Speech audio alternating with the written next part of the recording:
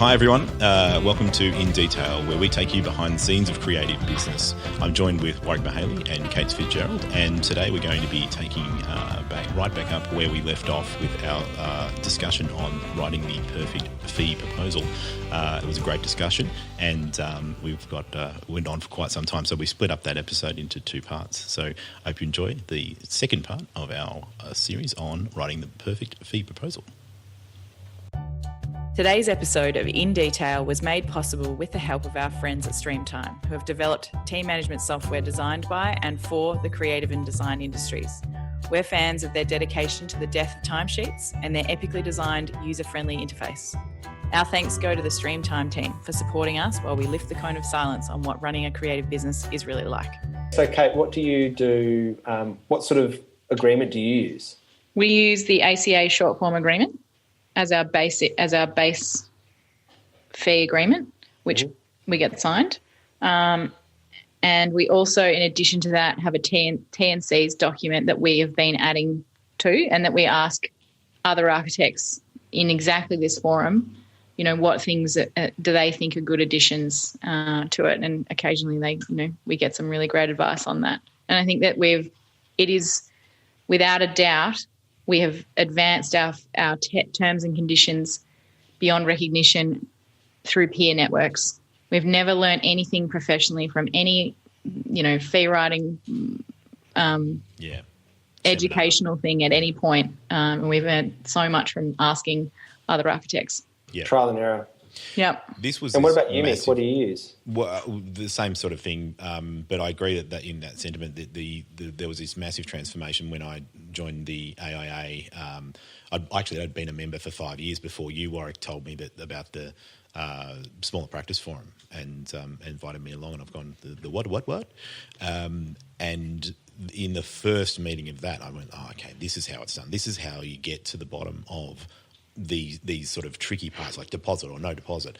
Do GST, you not GST. Yeah.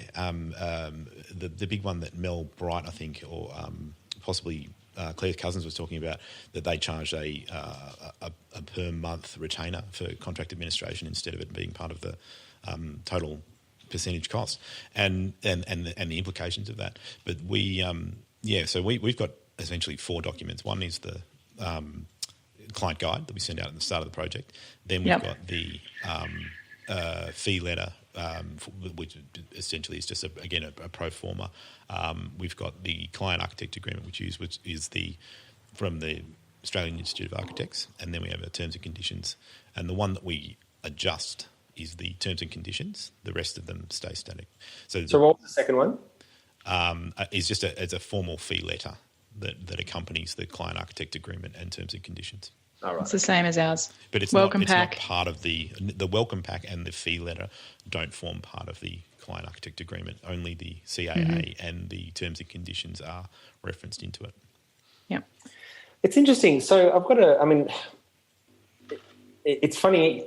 So Architeam has a pro forma as well that I think is currently being refreshed, and I know is being refreshed. And there's the online forum has been incredibly helpful to iron this stuff out as well. So I 100% agree with the sentiment that there's an enormous amount to learn, probably from your own trial and error first and foremost, as well as from the trial and error of your peers. For both of you, we struggle because we used to have a similar sort of thing where we had the standard contract and our own terms and conditions, but we ended up discovering that there were pieces within those 2 documents that weren't talking to each other with sufficient fluidity. And so now we have our welcome pack, which is really just it's primarily a marketing exercise to try and encourage a client to come and chat to us. The only document we send is one client architect agreement, and it contains our fee, introduction, our client terms and conditions all wrapped up into one. And the number of times it points to itself in various ways is just huge. Like, it's huge. So how do you overcome that? Well, from our point of view, we've just gone through over a long period of time and removed. So I think we started at four pages of terms and conditions that were 7-point font. It was very dense, and it was based a lot on the contract admin and stuff I'd learned at other practices.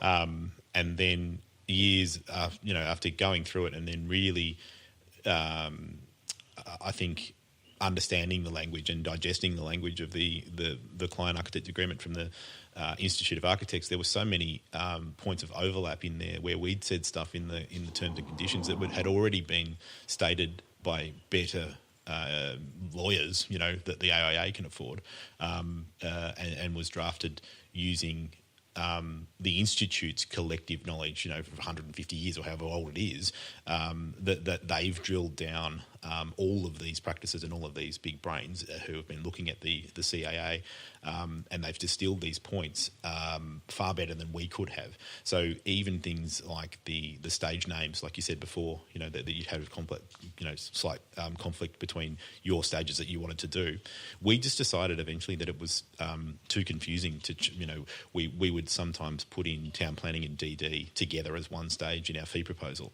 But then we decided, look, if the CAA is dealing with that separately, and we want to use this the branding of the CAA to help legitimise our fee proposal, then we will adjust our position to match the industry.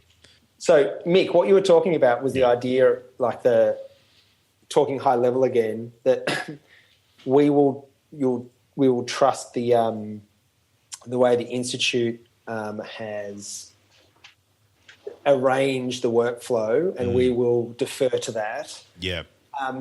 Here's my challenge to that for comment from both of you, and that is that that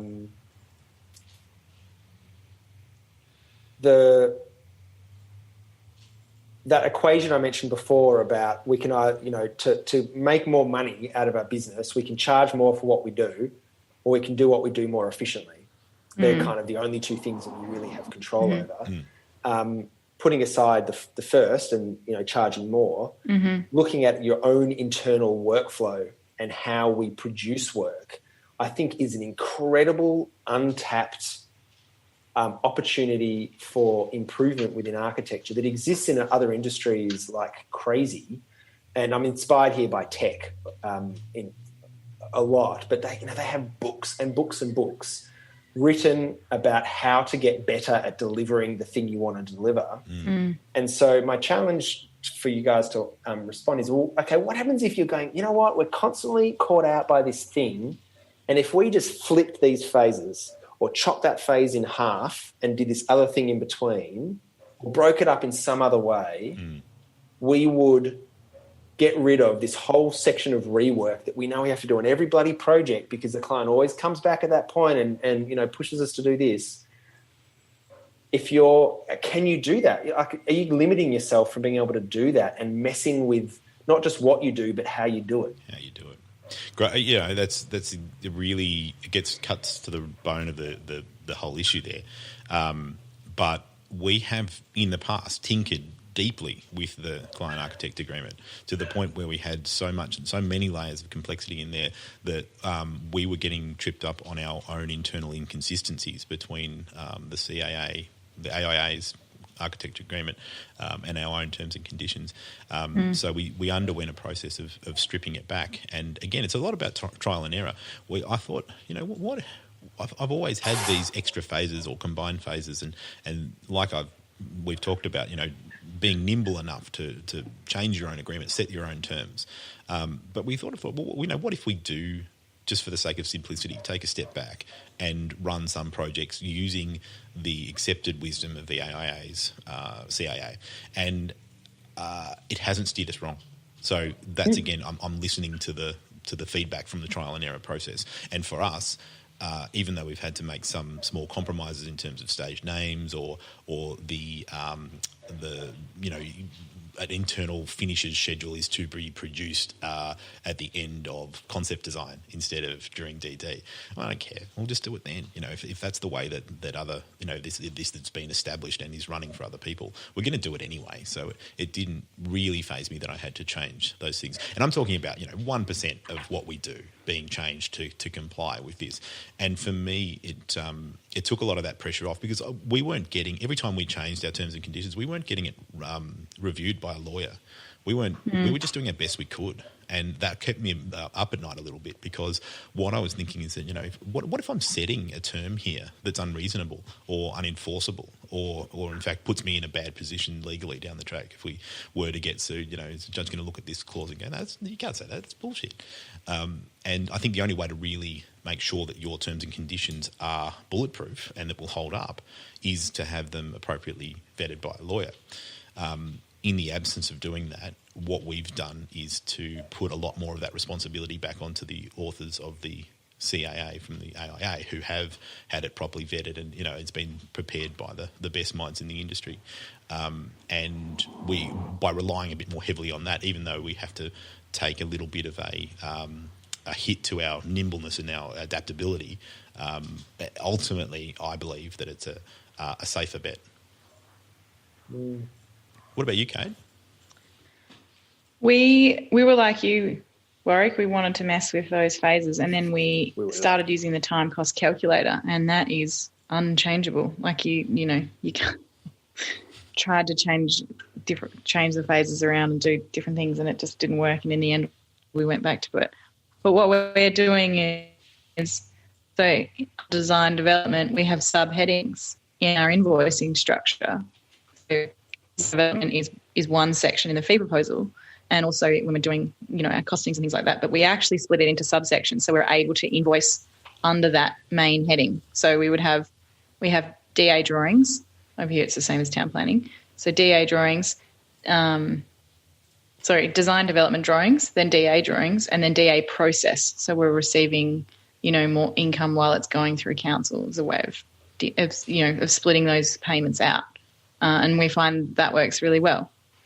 So we're that's messing with the phases, but it's just underneath the heading, so we can still do what Mick is doing and continue being protected by that agreement, and then also using the time cost calculator. The agreements still have an element of flexibility within them, so that you can say, okay, well, you know, if we do need to have more fee in our town planning stage, then you can just adjust the fee in your town planning stage. There's no.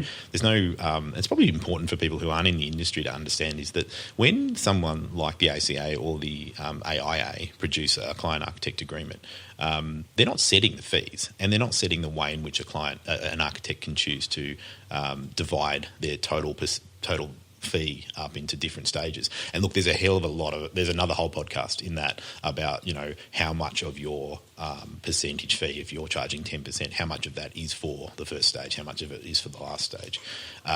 But the flexibility that's on offer to take part of the fee to split the fee up into various stages and to adjust those, and then within that another level of flexibility, certainly in the AIA agreement, where you can say some of this work will be done for a percentage and some for an hourly rate and other ones for a fixed fee. So in your example, Warwick, you might have a pre-design master planning, I think you called it, master planning stage at the start. That it's very easy to adjust the AIA's CAA to reflect that as a preliminary $10,000 exercise, and have that as a fixed fee or an hourly rate. Is that what you do, Warwick?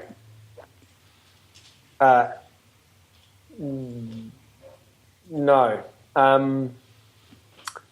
So I'm finding this conversation really interesting because it has revealed to me that there are different scales that you could operate. Like if you wanted to go and mess with how you produce your work and how you charge for it, you could, change the phases around, or you could keep the phases exactly they are and just like move different tasks from one bucket to the next. Yeah. And that both of those are potentially just as effective as each other. The example that I would use actually is we used to do this thing. So we would have our town planning. We would tackle what I think the industry generally calls design development. We call it detail design. Really, we call it, it's actually an interior design exercise for us. Mm-hmm. Same as us. We develop up all the interiors to a very high level of detail. Maybe one day we'll actually rebadge it as the interior design phase. Yeah. But we would produce that work straight out of town planning. And the logic for that, and this is not the same as everyone, but before we got into documentation, We did it then because we wanted all of the design decisions locked down from the client before we then just put our heads down and produce. Yeah, that's actually really good. So, sorry, you do that interior design phase before you put in the town planning application or a bit afterwards? No, after. In fact, town planning is not even that relevant. Forget town planning for the second. That's a bit of a red herring. We're the other way around. It was more that it went sketch design, interior design, documentation. But we kept on getting caught out on this thing. And this thing was that we would finish off the interior design package, then start working on documentation. And documentation involved engineering. It involved nutting out roof drainage, working out all of our wall thicknesses and roof ceiling thicknesses and whatever. And time again, we would come up with a bloody problem like the kitchen was 4.1 metres long, but because of wall thicknesses, it's now 4.05. Yep. And we have to redocument the length of the kitchen bench over and over again. Yep. So what we've now done is we're in this interim phase that I think will involve maybe the creation of a new project phase for us. We now do 30%, officially we do 30% documentation before we do the interiors. What that basically means is developing up the base building with engineering and roof drainage before we do the interiors package. Wall types. Walls do not move from that point onwards because we know exactly what's going in all of them. We then do our interiors and then we go back to documentation. So it's 30% documentation, 100% interiors, the remaining 70% of documentation.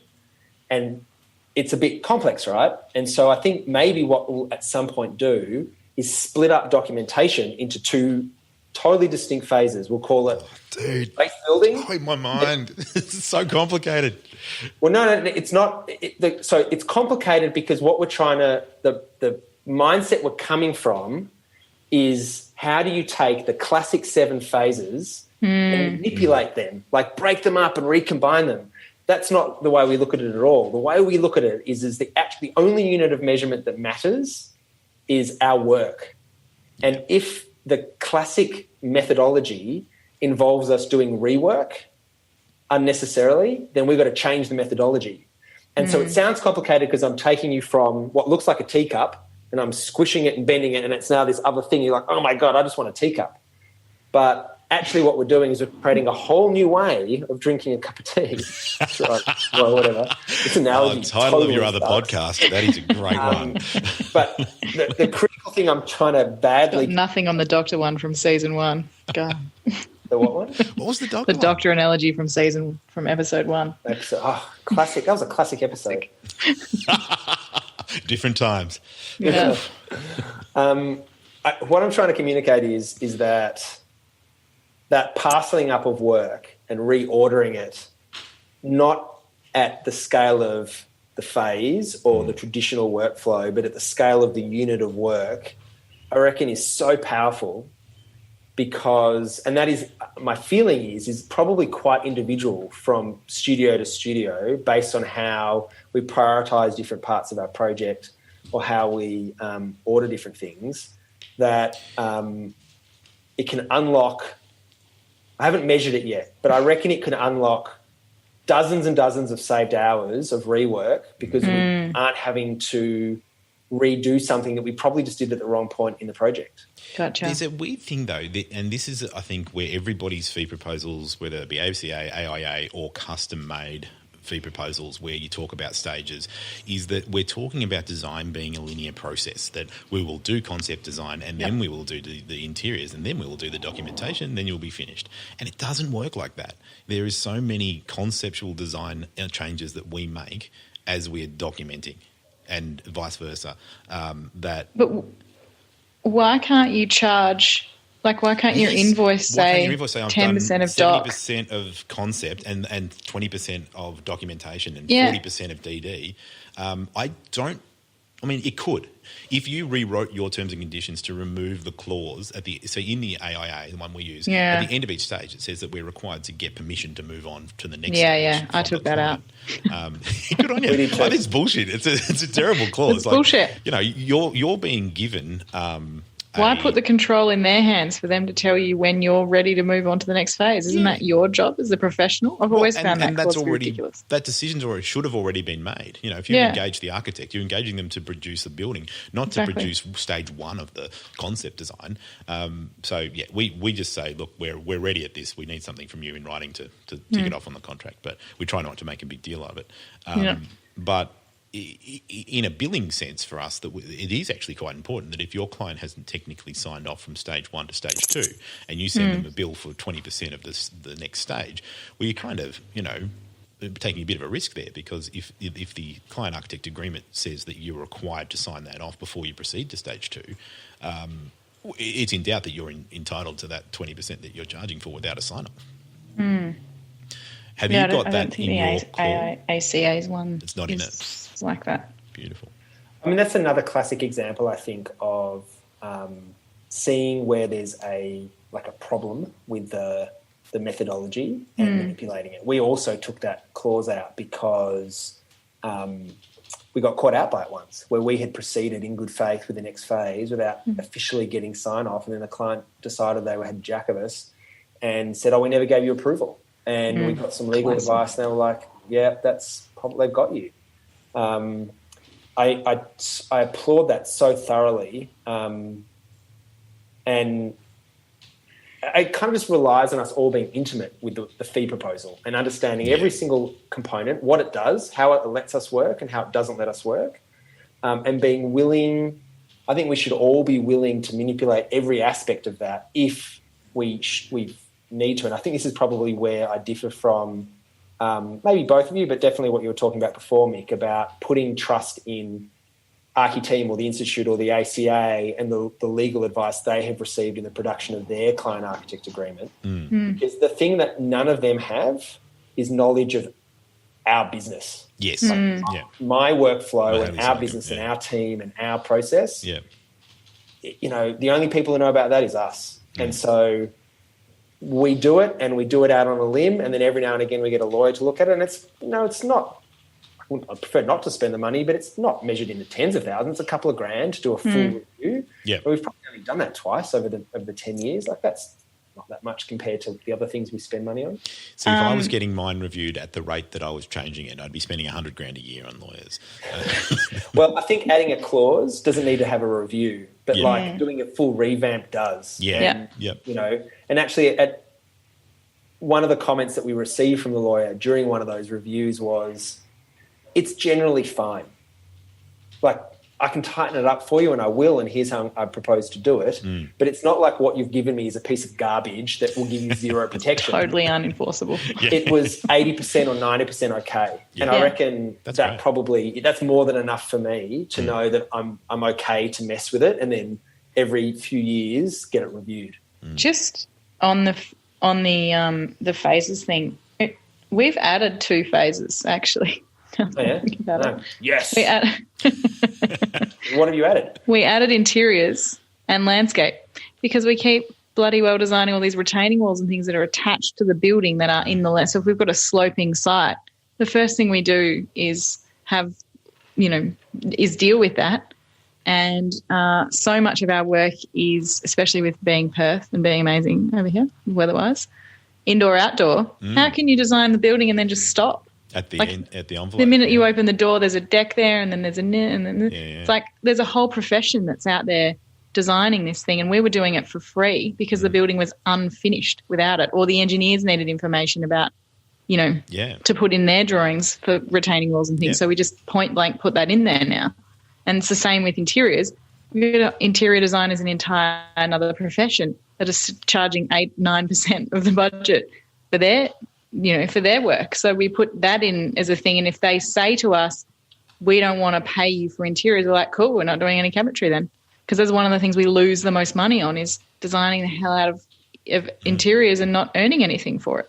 So we realised we were doing the job of 2 other, and even in that means that if we want to collaborate with someone who's much better at interiors and landscape than us, we can, because there is a fee attached to that. Yeah. I think that's great. I mean, we don't want to give our clients the opportunity to say no to stuff, but we definitely don't want to give them the opportunity to get us to do work that we haven't been engaged to do. And interiors are a particular kind of focus of ours, so we don't even give that as an option. But well, if they say no, then we know they're not actually. We would probably reserve the right to walk away at that point. Yeah. So we itemise it as a cost, and then if someone says, we just want you to do the architecture and not the landscaping interiors, we'd be like, really sorry, but we kind of need to do those things. That's why they're in the fee proposal. Yeah, that's what's being offered. Yeah. Don't go to the. We just want a shell to lock up then. Yeah. No, sorry, that's not part. That's not really what we do. That's not our work. In web development, I'm fascinated by that world because of its parallels with ours.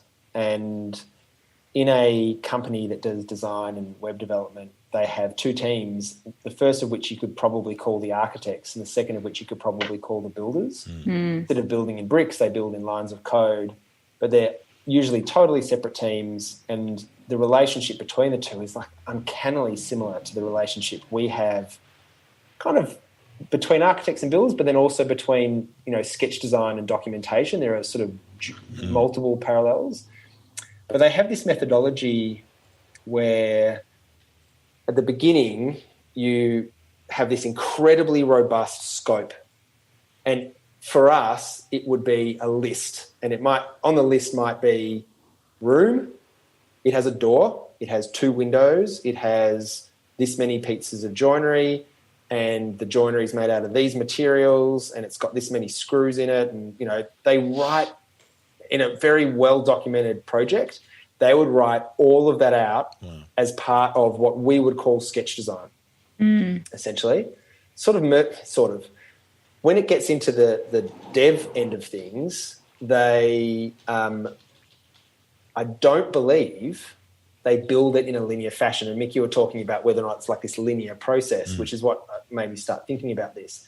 But one of the kind of the architectures that they would use is they would have this like spine that holds the whole project together, and they just plug in smaller micro components, that they would call them.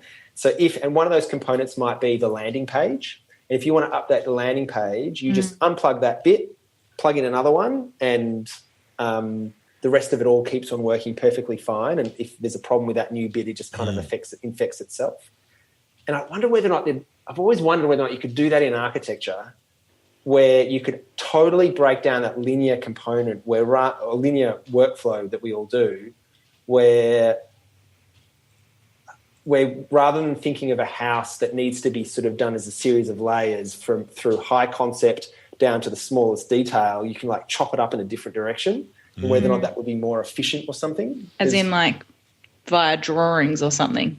So, well, yes, wet areas or something like that, or sections. Or maybe, or also even, so the thing that catches us all out with scope creep is when the client, like, how do we even, and this goes back to the, how we set up our fees, how do we even really measure scope creep when what we've signed a fee proposal for changes? Because sometimes it's something as simple as, I don't want colour bond, I want zinc. And on an elevation, that might have no change whatsoever. It's still lots of vertical lines. It's just a little metal code in the corner, no change. But from a detailing perspective, it might affect 12 different details across 4 different pages. Yep. And there's a whole bunch of different type of research you need to do for the roof drainage and so on. Yeah. So the specification has a thing that changes as well. Like, how do you even measure that change? Budget, zinc's more expensive. But what happens if it goes in the other direction and they swap zinc for colour bond? The price of the project goes down, but the complexity is just as bad. You still have to change those 12 details. Yeah. I don't think we capture that very well. No, I don't think so either. But I think that's the beauty of the percentage system is, to me, it if you look at it from zoomed way out to a point where you're saying, okay, this is rather than sort of I think the time cost calculator and really drilling down into those sort of minutiae of what's going to happen in each stage, and worrying too much that if you change a detail from that to that is going to change these 12 other, change the material, it's going to change 12 details. To me, we haven't ever really drilled down into the detail of that too badly, because we know that at the end of the day, our percentage fee, based on the quantity surveyor's estimate as we go, is going to keep everything with a nice cushion, nice float of profit on it. And so it's only ever if that's going to be compressed, not if we're going to go beyond it. So most of it, I would say, definitely these days, not so much at the start. I was probably doing it. I was probably going above what that float was. But these days, we can, absorb a lot of those ups and downs, and we don't have to worry too much about it, because really we look at not just each project, but we look at where we are at the end of the year, and we ask ourselves the question, we've worked hard this year. Have we made more money than we did last year, or have we made enough money to make it worthwhile? And I know it would be more profitable if I did worry about those things in more detail, but at the same time, I get much less worry by just sort of lumping them all in together and pushing forward with a sense that it's doing all together. This is number 4 on my list of things that I think the fee proposal is trying to respond to, and that's the client themselves being a complete unknown. And so that's a really good one. I mean, are they going to come to you? We had a recent thing where all of a sudden our clients come to us right at the end of the documentation project and said, I want to use all these fixtures in my bathrooms, actually. I'm like, what? So now we've got all these, every single wet area drawing is going to change. Like, we're changing from bottle traps to, it's a complete mess. Changing our plumbing setouts, so on and so forth. It's a bit of a big deal, actually, and they wouldn't even understand that. And how do you deal with that in fee proposal? Did you charge for that change? Is that one of the... I haven't even got to that point yet, and I've just gone, We would. Do you want to talk about that? That'd be often, awesome. I'll write it down. We explain, we've had this at the moment where a client was trying to change a hand basin from a $600 hand basin to a $400 hand basin, and we said, that's great, you will save $200, but it might cost you about $800 in our time to make that change. So do you want to go ahead with it? Yep. Yeah. I mean, just making it very clear that, and again, there's a clause in our fee proposal that, decisions that were made or were approved previously, if they get changed, well, that's rework, that's redocumentation. It's not included in the fee. Yeah. We allow for minor revisions because we want to make sure there's a bit of, there's the opportunity for to and fro without us having to get out the calculator every time. But if we had a fully documented interior design package that had now gone all the way through to the end of documentation, and the clients then came back and said, we want to change these things, we would be pretty upset about it and not be wanting to do that for free. Well, this maybe comes back, though, to the stage sign-off. I reckon that is a mechanism within these pro forma client architect agreements where they're saying, we've completed the interior design component and you have signed that off as saying that's complete, and therefore we went into the documentation phase. Now, if you're making any changes to what was previously decided and agreed upon in that stage, and literally with your signature at the bottom of it, there's an ironclad mechanism there to charge for anything that's been signed off. How do you guys deal with it if you don't have a sign-off on a previous stage? No, you can still get a sign-off on the client side, but they don't have to approve you to move forward to the next phase. I don't understand the difference. So they don't get to say, you're finished concept, and now you can carry on with DD, because sometimes they overlap. So for us, for example, we don't like going into 3D modelling until DD. It's just how we sort of operate, right? Right. So if we do need to push into DD because there's complicated levels or something, we will go and do that, and then we will say, okay, here's your concept package, but we've also pushed into DD by 10%. Yep. Here's the, Do you charge for that at that point? What's that? Do you charge for the DD work that you've done at that point? Yeah. Yeah. But I don't need their approval to shift into that other stage. Oh, no. But I think having them sign off on the drawings and say, we think that this is good, great. If I want to accurately set the wall thicknesses in a concept design, I need to do some documentation work. I need to work out how big the batten is that's going to be behind the timber cladding and what sort of fall it's going to have on it, and a few other things that I need to work out in the very nitty-gritty detail. And then I can go, okay, well, cool, it's going to be 270 millimetres thick, and I bring that back into concept design. But I don't send them a bill for the hour that I spent working out that documentation exercise. I just consider that to be a well-informed concept design stage work. Yeah, well,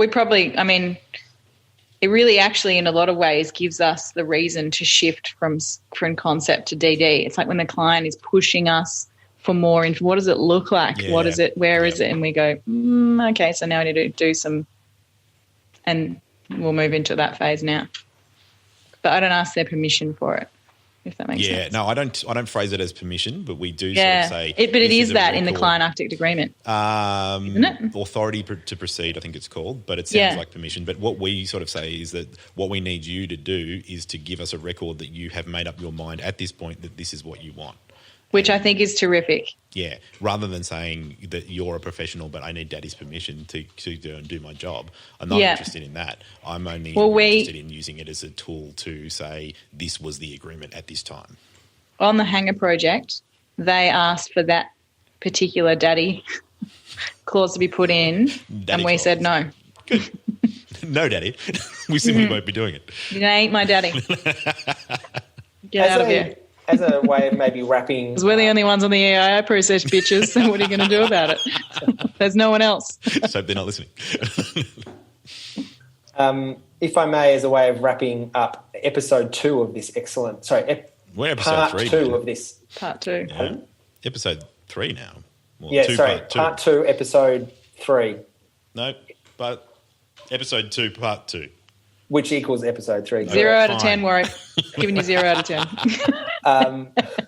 I wanted to just return to Mick's point, which I think is actually the most important thing out of everything that's been said today, is that, frankly, if I could charge 20% on a $2 million build, it probably doesn't matter how often I redo things, because I've got so much profit built into that that it's all just float. Mm-hmm. All of our salaries are protected, all of the business costs are protected, and it's just, like 40 or 50% profit, and if it ends up at 20% profit, that's still amazing. So really, the really big picture, and I guess this is why I was interested to close off on this and get your thoughts on this, is that, how do we just make sure we set ourselves up with our fee proposals to give ourselves enough money to be relaxed about that, rather than, much better to be $30,000 ahead than try to pick out like in one fell swoop by charging the right fee for the job, than trying to find 300 $100 little savings along the way. Yeah, absolutely. Yeah.